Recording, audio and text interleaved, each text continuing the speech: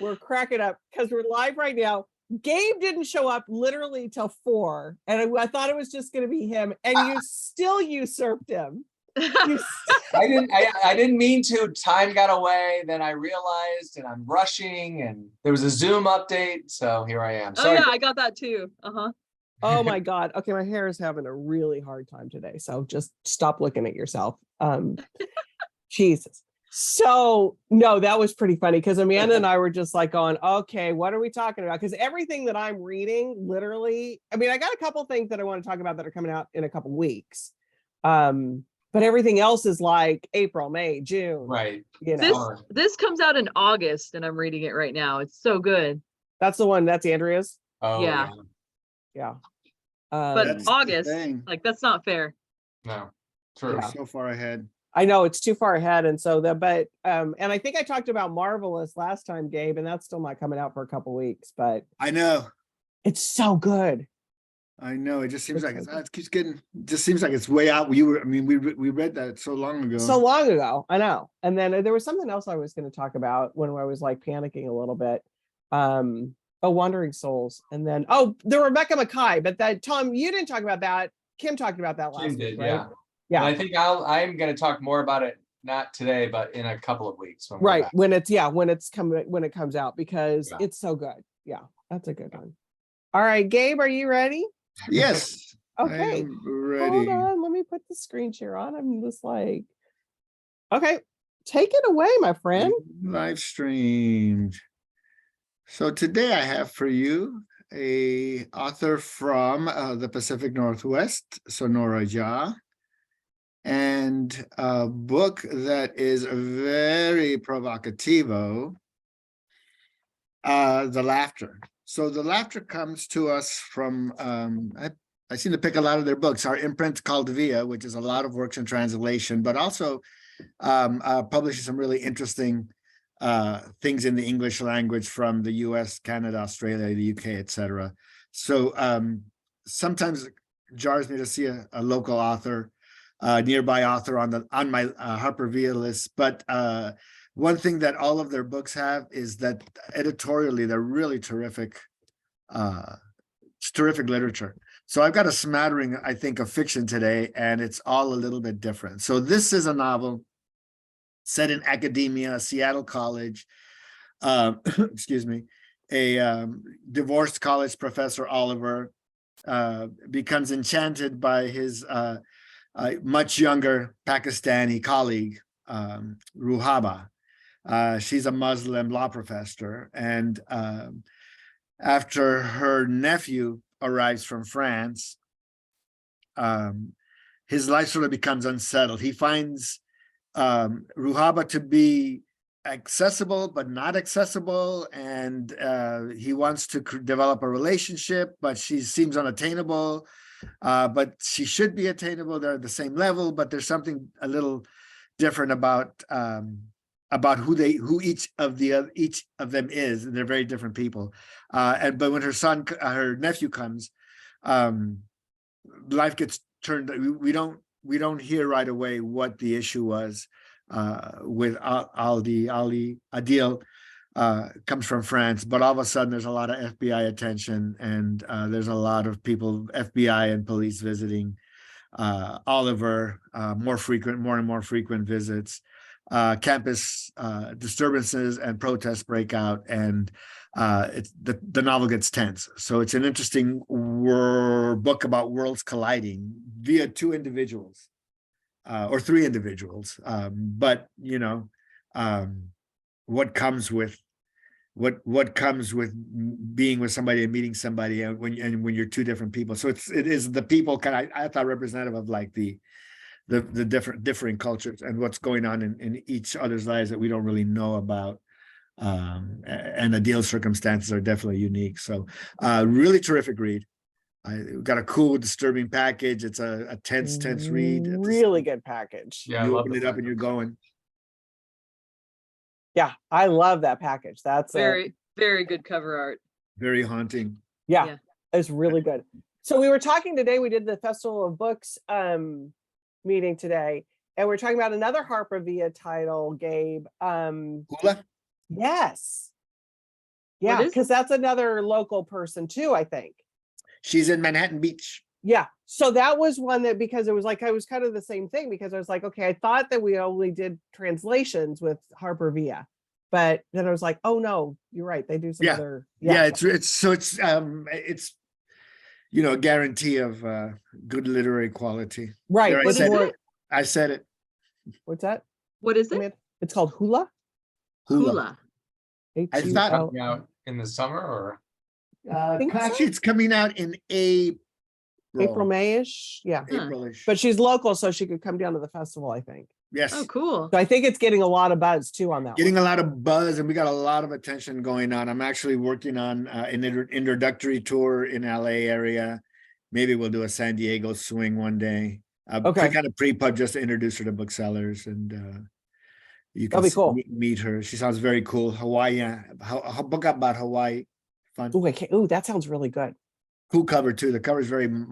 There's a copy. Never had it floating around here. She might have taken it with her to read it. Where's another one? I got it. Yeah, I got it. I'm so. This season is so tight. I just sent out a ton of stuff, but I was like looking for something to read the other day in my manuscripts, and it was like I'm getting ready for fall sales conference, so I'm reading Right. for fall in January, and I was looking for galleys, and it was like, wait, why isn't this showing up? And it's like, because I'm looking at fall and I haven't even got out to sell summer yet. So it's a really All right. weird, like mind. All right, I might have to. Anything. I'll keep my So fingers. yeah, I'm not crossed sure on if that. if those are already in a box that I sent recently, or if they're on the next batch that's going out in the next week All or right. so. The behind the scenes of the rep life. Exactly. There's a lot going on. And then Tom, Darcy, we had such a great event on Saturday with Jojo Moyes. Oh, that's great. It was so good. I It didn't was- get a chance to watch, but I can still watch, right? You get to watch, go to our YouTube channel Okay. because it's Okay, I easier to will. find on our YouTube channel. Oh, I'm so glad. She's just, her and Laura Dave could like give a master class on just like female friend. They were so good together. It was such a good Oh. event. Are they But friends? Is that how it happened? no, They're friends? first time Oh. they've ever met each other. Oh, that's great. Yeah, it was really good. Even So better. so Darcy's highly recommending the book and the interview. So if you are out there and you haven't read Someone Else's Shoes yet, Excellent. get that one too. All right, Tom, take us away on something new. Okay, so I seem like I mostly read love fiction, but I do love a good business book that is larger than life characters, juicy scenes, incredible story, and that's what we have with Unscripted. The epic battle for a media empire and the Redstone family legacy. This is such a juicy read. So it's James Stewart and Rachel Abrams, both Pulitzer Prize winning journalists. Mhm. James Stewart, Gabe, you'll remember. Is he still alive? Yes. Yes. I mean, Remember, that was one of the first books I sold when I was a bookseller in the store in my that was early- Den of Thieves, right? Yeah. Yeah. Oh yeah, still alive, still. Wow. Yeah, he must have been really young when he wrote that book. I don't know, because he's not that old now. But it's so Sumner Redstone owned Paramount. He is one of the most detestable figures you'll ever read in literature, I think, basically. And I couldn't get enough. Like I kept like chapter after chapter. So it's behind the scenes of the it's like the last 20, this battle went on for close to 20 years of Sherry Redstone, his daughter, the men that Sumner had chosen to be his successors, including Les Moonves, who ran CBS for years, but ended up going down for all of his sexual assault allegations. And Sumner never did, but my goodness, he could have, because it's filled with his girlfriends. And I mean, and he reaches an age where he's not like, there's no mind left, really. He's sitting there in his Beverly Hills home with his girlfriends and watching the stock prices of his different holdings. I mean, it's real life Succession is what it is. It's fantastic. The reviews are, they express all that I'm saying. Daily Beast says a must read, a bombshell new book from 2 Pulitzer winners, reveals some truly shocking storylines with real life succession drama. That's the Paramount Media empire.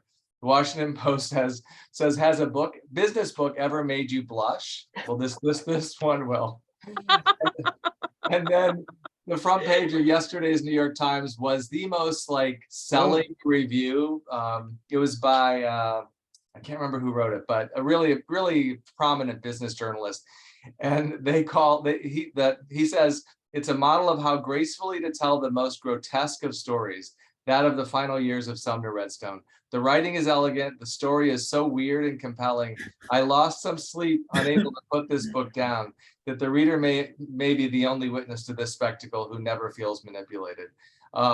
So this is going to be a major bestseller. It's like, I don't like business books that much, but when a good one like this comes along, that's not really about business, it's about family and betrayal and sex. That's what you have in Unscripted. Out tomorrow. I love it because it's just, It's so- and the timing could be better because I think the new Succession's coming pretty soon. It too. is in March, I think, late March. Yeah. Oh, so I mean, we just all can't seem to get enough of it. I mean, Yeah.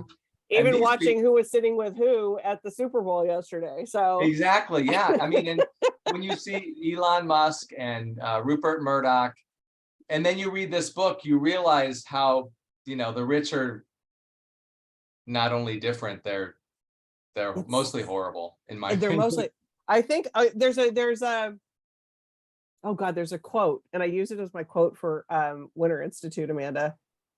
At the root of every fortune is a crime. Oh, that's perfect. That's perfect. Right. And it's like, it's just, and so So that's true. what, it's so true. And it's like all of these people are pretty despicable. Yeah. I mean, that's the whole thing that really, And anyways. some of them don't start that way, but they seem to get there pretty They darn all seem- quick. They get Money there. just does some, just What? twists people's brains, man. Right. Yeah. Well, and you haven't even read Right. the Redstones did. Right. Mostly Sumner. I mean, And Sherry isn't it- Redstone is not. She ended up with the company, But Paramount's but Warner Brothers is the one that's in real deep trouble right now, I think, isn't it? And one of that's them. the one that was sold to Yeah, HBO's Anyways. part of that, I think. right. That whole Yeah. thing. Now was just this a is- whole other. It would have been interesting, although I mean it's different now, but Paramount owns Simon and Schuster Right, for at least the near term. right. Well, they got $200 million Yeah. for not Thank you. selling. Anywho, aside from that, okay, Amanda, you gonna talk about it, books? Okay, you go. This is a not so humble brag. So the Golden Poppy Award winners for last year were announced a couple days ago. And I was on a couple of panels, including the panel for the Starseed Award, which is the Octavia Butler Award for Excellence in Science Fiction and Fantasy. And the way the Golden Poppies work, so Golden Poppies are awards that are voted upon by booksellers in California, and the books that are nominated are all written by people who are Californian or who wrote the book in California. And publishers can submit books, and there were a lot of books submitted. And then also the booksellers on panels all get to nominate a book, one single book, themselves. And I read this book and I loved it so much that I nominated it, and it won. This is Singer Distance by Ethan Chatagnier. And the elevator pitch for this book is for fans of Station 11, this propulsive genre-bending debut novel asks, what happens when we discover intelligent life just next door? And what does it really mean to know we're not alone in the universe? I think too, this is fun to recommend right now, given that there are a What's bunch up of in the objects frickin' falling sky? from the sky and not really sure what's going on there. So I won't go too much into this, just to say I loved this book. And if you're a fan of Station 11 or even the movie Contact, I highly recommend Singer Distance. Okay, That that's sounds an great. interesting thing that I didn't know about the Golden Poppies is that I always thought it had to be a California author, but it's if Well- an author comes and does like a residence or does like a because like I'm thinking of Mona Awad, Tom, Oh, yeah. who comes and writes like the majority of her books. She writes here in La Jolla, but she lives in Syracuse. So Right. technically, she could be somebody that could be up for that. Okay, speaking of the things in the sky. Okay, so this totally diverts from anything that has to do with a book at all, but it was a great question because the one that we shot up over Canada. So they're saying out there that that might have been more of an imminent threat than they were talking about because Canada couldn't get there quick enough and we could. Because why are we shooting things down over Canadian airspace? We're friendly, we don't really need to. So nobody's really saying why that happened. But do we know where it came from? We No, don't. that's the whole thing. But they're not really saying. And what the whole thing is that it may have been perceived as more of a threat. And Canada couldn't get their jets there fast enough, and we were closer. And so that's why we were allowed to shoot it down. I don't know. That's a book to be written, man. Yeah, we need reporters on that soon. We I heard they need were that. UFOs from space. That's what I thought it was. I'm like, Yeah. we shouldn't be shooting down UFOs. Yeah, who knows? I don't know. Mm, The imminent danger. All right, Gabe. Things Get me flying off over of, from- get me off my conspiracy theories. Yeah, we've taken a turn that I think a lot of YouTube podcasts go there. So I know. So I we're mean, right in you line know, with that. All right, Lizard people. save me. Save me. we need viewers. Let's go there. Ooh, This Ooh, cover. Look at Really this good cover. jacket. Yeah. So completely different from my last book. Roshani Chokshi is a young adult author. This is her adult debut, and I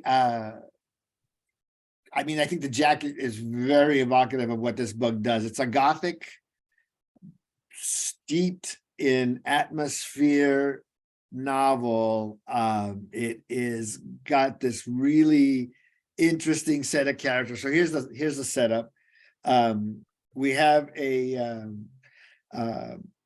young man who falls in love with this woman. He's a myth teacher, a professor of myths at a university. She is this enigmatic social. I read this so long ago, I can't remember exactly what she did, but she had her own life, and she was this person involved in really lovely things, and they have this fairy tale romance. It's steeped in romantic love, it's steeped in gothic love, it's steeped in sort of this fairy tale-ish continuance of this relationship, that they read poetry to each other, and so it's sort of this, you know, idyllic. You could see the angels floating around with their harps around the Renaissance painting that the site creates. But she, so it's dark novel. So Indigo has asked her husband to please never love you madly, truly, deeply. Don't ask me about my past. So kind of like a little mythical. Don't look at me too close, or don't look at me, you know, who I really am, which is good for him. And he's fine with that because the love is so deep. But then Indigo's aunt, great aunt, gets sick, and they go visit, and they go back to her home manor, her hometown, and the house is being haunted by this ghost of Azure, who is Indigo's childhood friend. And it's a slightly erotic, where she allows the husband and Azure to get a little close, and there are other ghosts that are featured in the background as well. So there's some stuff going on here, and again, steeped in this very atmospheric read. So I recommend this heartily. We got some really great quotes. V.E. Schwab gave us a great quote. Holly Black gave us a great quote. People are really really, really, talking about this book. So here it is. It comes out tomorrow, and I hope you will give it a look if you want something a little different. I'm looking at it and the blurbs just keep going on and on, like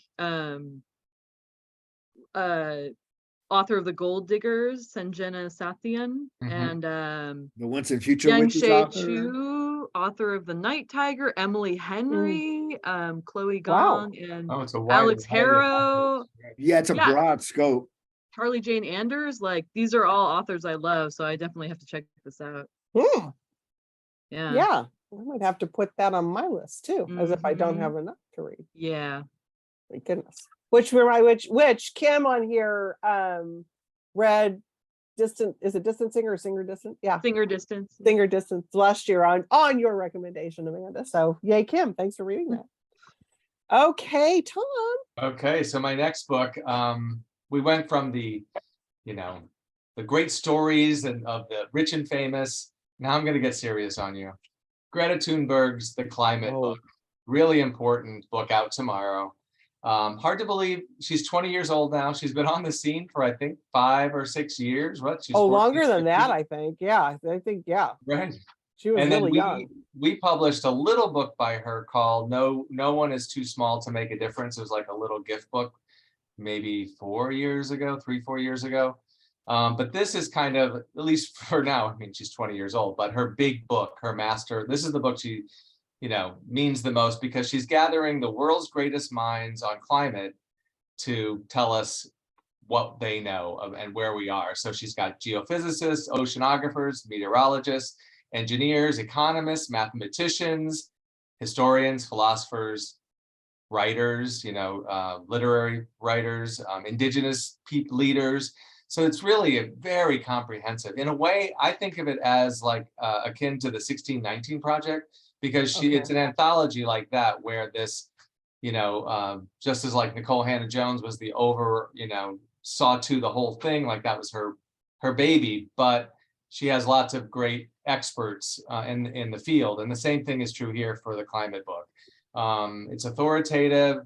It's, it's depressing because we have not made enough progress. She wrote a piece for the New York Times just the other day, and the LA Times just published a piece by her where this is not a happy story, because we have not made, in the time which she's been a world leader of sorts, we have made very little progress. So she's kind of like crying out the alarm again about what the world needs to do. And it's going to take political will. It's going to take money. We just haven't, the world has not done it yet, and they aren't doing it. So anyway, but important for us to know about. This is the thing. This is the book to consult when you want to know more. The Climate Book by Greta Thunberg. Yeah, it's because to your point about it's going to take money. Unless somebody's making money, they're not going to change it. And that's where you've got all those other countries that, don't give a, what, because they just want to, it's. I mean, there's been a lot of talk about what we need to do, what the world needs to do. There's a lot of hot air, so to speak. Right. But not a lot of action. Yeah. Until The somebody's money's not there, man. It's all about the money, late stage capitalism. follow the money. Okay. That's what you do. Yep. Yeah. All right, Amanda, save us. I'm going to keep going with Golden Poppy Award winners. Perfect. So last year or year before, I got to serve on another panel, the Indies Introduce panel. And one of the books I was privileged to read was The Wolf and the Woodsman by Ava Reid. And so Ava Reid has again won another award. She also won the Golden Poppy in the Octavia Butler category. It was actually a tie. So with Singer Distance, the other award winner is Juniper and Thorn by Ava Reid. And this is a fairy tale retelling, which I love. And it's a gothic horror retelling of the juniper tree, in which a young witch seeks to discover her identity and escape the domination of her ruthless wizard father. It's really good, really dark, a little gruesome, quite visceral.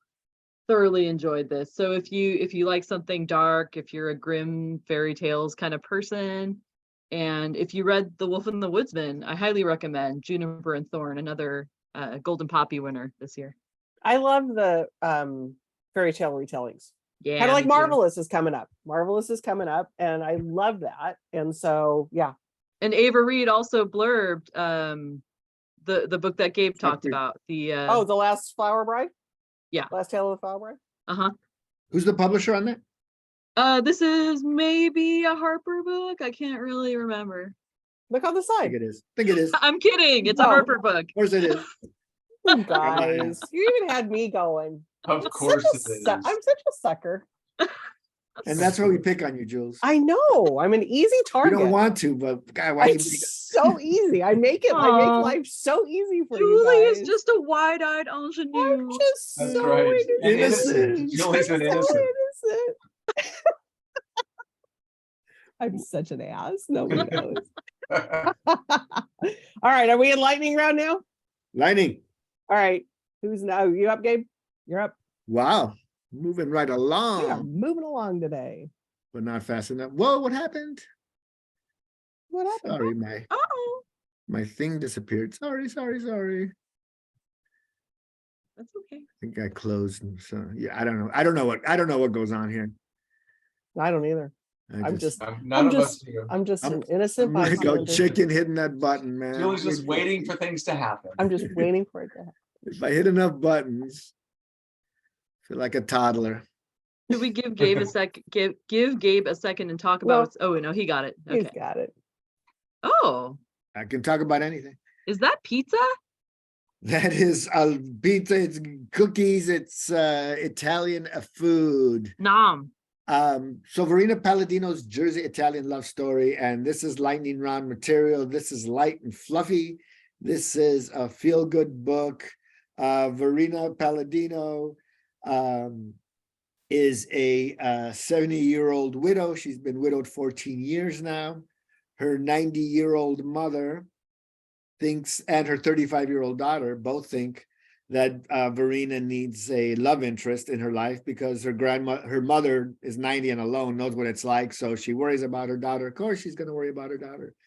And so the two set off on a plan to find her a man. And she is actually trying to get out and take a trip abroad. But her life is very complicated and she really doesn't have a lot of forward progress because she's running the family business, which is left pretty much for her to run. And she's got 3 other brothers and family members. The males of the family are all making their own plans to create their own lives, but they're also constantly fighting. So she's always in the middle of everybody's fights and bringing everybody together and cooking meals and taking care of her mother, and also worrying about her daughter who has a mental health diagnosis, and these unruly men in the house and the family business to run. And of course, she has no time for herself. But Sylvia, the mother, actually finds a love interest, possible love interest. And the book goes on from there. So it is just one of those, light, fluffy, if you liked, Moonstruck. I know the Moonstruck and My Big Fat Greek Wedding. Those are 2 great comps. Those are the Immediately, those come to mind immediately. Even just seeing the cover, I thought of Moonstruck. Yeah. No, it Yeah. sounds really good. It sounds fun. Just fun characters. Yeah. Really need a fun, especially after Greta's book. Yeah, and before my next book. Oh, Uh-oh. Tom. There's no Mike Nichols doesn't have a book out. There's not a book about Mike Nichols out. Right, not. No. Okay. All right. Take it away. Okay, so then. I took you global with the Greta book, right? Right. Now let's face issues at home, like things that are happening right here at home. So Shielded, How the Police Became Untouchable. So this is a UCLA law professor, expert on the police. That's her area of expertise. So this book, obviously, unfortunately, it's timely no matter when it comes out, Right. but it's out tomorrow. And so she is talking about things like no-knock warrants, the qualified immunity that police get.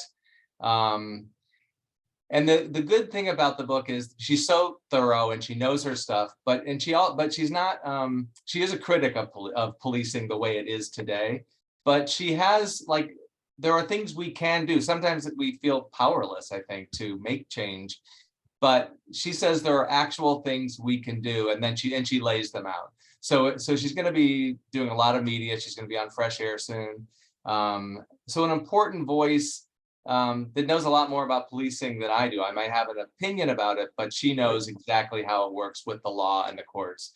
So I think this will be a really important brand new book out tomorrow, Shielded. Yeah. And like you said, it's unfortunate that it's a topic no matter when that book's going to come out. I know it's terrible, but it's true. Well, we hosted an event with James Patterson. His new book with Matt Eversman is Walk the Blue Line. And that's about, there's stories directly from police officers. So good, bad, and different. And so it's their stories, you know, not really taking a side one way or another, just as like, this is what we, you know, kind of like walk in my combat boots, you know, walk in the shoes of a police officer. And so Right, interesting. it's an interesting take on that too. Right. You Well, know. one of the things she says, you know, because she said you know, we all know most police are not, you know, are not the ones we see on TV Right. committing these acts, but the ones that do, like, not only are they, but you said, well, you always say follow the money. When a police department or a city is held liable, the police themselves, the officers, are not, they're not losing their own money. So that's one of the fixes she has is there is a way to change that so that they feel that they feel the money. So that's something that would be a complete game changer, I think. Yeah, it's boy, that's a tough topic. Yeah. It's a tough Yeah, one I mean, I'm because, curious, you know, some of them are career criminals and that's what they're gonna be. I don't know, you can change, right. if you can change that. I mean, we have, Yeah, and the mentality. I mean, and here's the reality that you guys, for the most part, the majority of the cops are good. Yeah, right.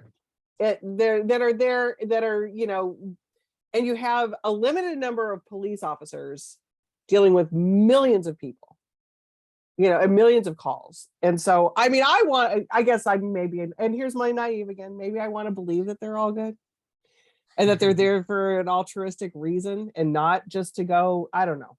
But Yeah, the maybe system, but unfortunately, the system it's the system that's the problem as much as Right. the individual if you officer. speak out, you're no longer a police person. Correct. Period. Right. And ultimately protecting each other is Is Yeah. the ultimate goal. the code. So they're supposed to protect and serve us. Right. And that's but that's a conversation. Deborah was, Oh.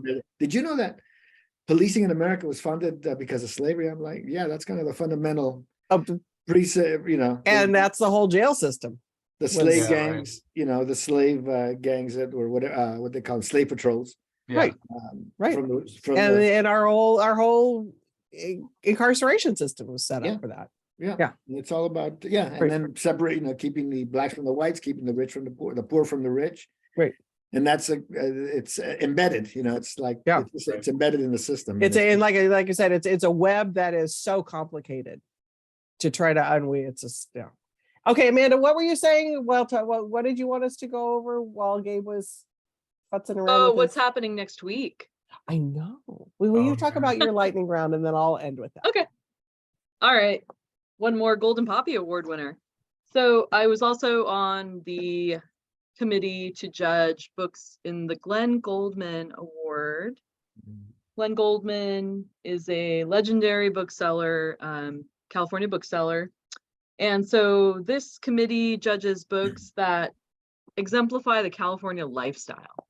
And we had tons of submissions and they ranged in so many different topics in the nonfiction category that are about California. So we had so many great submissions in such a wide array of topics that we actually broke up the Glenn Goldman Award to include a separate cookbook category, which made me very happy. So the Glenn Goldman Cookbook Award winner is 6 California Kitchens by Sally Schmidt. This was actually the book I recommended for holiday gift giving. It's just a beautiful cookbook. And this is Sally Schmidt was the woman chef and founder of the French Laundry. Mhm. And it has farm to table recipes and stories from her, and profiles kitchens that were important in her life, and has beautiful, mouth-watering recipes that there's something about the way these recipes are laid out that makes them so accessible. There's a page. It will make a beautiful gift for anyone you know who loves to cook, loves California cooking, farm to table cooking. Awesome cookbook. 6 California Kitchens. Golden Poppy Perfect. Award winner. I Coming love up on dinner the time. golden poppy, filling the show with golden poppies. Well, I'm Yeah. kind of glad we do because I just don't think that everybody in the public purview is as aware of the golden poppy things, especially California, It's As we new. as we should be. What's not that new? Can I've been I doing mean- this for 10. I've been for 13 years, so it's not that new. we say it's mean, new anyway? Being called the Golden Poppies is new, but they have been the Caliba, SCIBA Right. award for And a it's just while. Correct. it's just cool because the whole process, it means that the books that win really are vetted, and once the committee chooses the finalists, all the California booksellers are invited to vote. So Right. it really is a special award. Right. And it's very meaningful. right. It's coming from, so I think that it's getting more cachet, and that's good. And the more that we talk about it, the better that is. So I'm glad that you brought that up because I think it deserves more recognition that it's probably gotten in the past. So We have a rich literary culture here that we need to celebrate. we do. do. We do. And I don't know whether it's the name Golden Poppy that kind of like people might think of Wizard of Oz. I don't know. I think of the California state flower, but we're different think people. of- I think of I don't go right to think opium for some poppies. reason. Poppies. I think of Now, Dorothy. before we end the show, I have a fourth book I want to talk about. Oh, Can I do that? Gabe. I think Gabe will understand. Gabe will understand. I can't Gabe's believe gonna I Gabe's gonna get a fourth one up, I man. not you. Gabe is giving me this one. I'm pretty sure. So All right. I will be talking about this from now until November 7th. Julie, I could so Oh, excited. Like it's Mike Nichols level. It's beyond. I've been What? waiting. I have been waiting for 10 years, maybe longer, for there actually to be a manuscript and a plan to publish Barbra Streisand's memoir. My Shut your name mouth. is Barbara, which is coming November 7th. wow. So we announced it this week. I heard about it. I can't believe I kept it. It's like I kept my I mouth know that was shut. good, Tom. That was good. That you It's didn't let really that crazy slip. because for some reason, I am a huge Barbra Streisand fan. Me And they're everywhere. And so anyway, this will dominate the fall as soon as it's published. And I just pre-order it now. You want it. Go to Warwick's. you want it. You can pre-order it. What's that, Gabe? You know you want it. You know you want. Yeah, it. exactly. You do. Yeah. Hey, wait a minute. Is it 1,100 pages? Something like that, in that range. Like Which 1080? 1040. As only Barbara can do. Exactly. which Wow. we would expect nothing less. That's how big her Yes. life was. That's how Exactly. big Barb is. You'd be disappointed if it was like a tight tome. Correct. I No. want 1,100 pages from Barbara Streisand. And I wanna know think all it's- about Funny Girl. I want to know all about the way we. learned Yentl. her. You want to know all about Yentl, Prince of Tides? You do. I don't know about Yentl, but yeah, all of them. Prince of Tides. Even Yentl and Princess. I'm pretty The way sure. we I'm were- pretty sure there's at least a couple of chapters devoted to Yentl. I haven't read it yet, and I think it's appropriate that I am just shoving this. Barbara deserves, like, she would want me to take control of this whole thing and make it all about her. So there you have it. My name is Barbara. I will And be I talking love about it that they- endlessly. I Dwarfed love us. that they use that photo. I Me love too. that they use Yeah. that photo. Yeah. That is her iconic classic look. Call her I just Barbara. love. Yeah. Okay, No, this it's is like great. this is a little morbid. But when David Bowie died, I realized I had never seen David Bowie in concert, and he was one of those that I had always wanted to see, Yeah. and I never did. And so I went out on a trek, and Barbara was one of them. I had never seen Barbara Streisand in concert. I was like, you know what? I need to start seeing all of these people that I've wanted to see before they die. And did you So, see her? Did you see I her? did. I saw her at Staples Center. Oh, that's fantastic. Just about, oh gosh, now. I don't know. Well, it was obviously pre-pandemic. So 2018, 17, 18, something like that. So good. That's It's just so great. good. You know who she had on? Okay, if you want to leave, everybody, let me tell you real quick, and then I'll tell you about my Barbara Streisand story. So next week, well, I'm gonna tell you. So she had McFarlane, the guy from South, Seth MacFarlane, Seth right? MacFarlane. The guy can sing. I know he Like- hosted like the Grammys or the Tonys or the once, Right. and you could, Like- and he, Cuckoo crazy. The guy can sing. He did a duet with Barbara Streisand, for God's sakes, and like wow, held his own. Okay. That takes- Anyways, guts. I mean, no geez, kidding. yeah.